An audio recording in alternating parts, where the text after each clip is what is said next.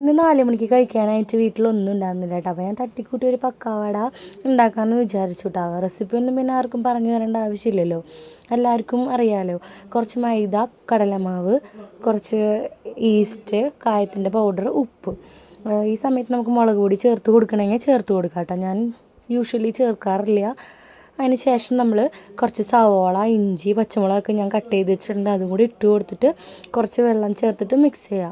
നമ്മൾ മിക്സ് ചെയ്യുമ്പോൾ ശ്രദ്ധിക്കുക കേട്ടോ, സവോളയിൽ ഓൾറെഡി വെള്ളം ഉണ്ടല്ലോ.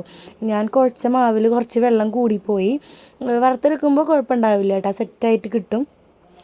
അപ്പോൾ നമ്മൾ മാവ് ഇവിടെ റെഡി ആയിട്ടുണ്ട് കേട്ടോ. ഇനി നമുക്ക് കുറച്ചേശിട്ട് വറുത്തെടുക്കാം കേട്ടോ. ഇതൊരു ഗോൾഡൻ ഷെയ്ഡായി വരുമ്പോൾ നമുക്ക് തിരിച്ച് മറിച്ചിട്ടിട്ട് വറുത്ത് കോരിയെടുക്കുക. ഇത് വറുത്ത് കോരിയെടുക്കുന്ന സമയം കൊണ്ട് ഞാൻ കുറച്ച് ചായയും കൂടെ വെച്ചിട്ടുണ്ടായിരുന്നു കേട്ടോ. അപ്പോൾ എൻ്റെ വീഡിയോസൊക്കെ ഇഷ്ടപ്പെട്ടിട്ടുണ്ടെങ്കിൽ നിങ്ങൾ ഇതേപോലെയൊക്കെ ഉണ്ടാക്കി നോക്കാം കേട്ടോ. അപ്പം പക്കാവട ഇവിടെ സെറ്റായിട്ടുണ്ട്. അപ്പോൾ ഇത്രയൊക്കെ തന്നെയുള്ളൂ. ബൈ.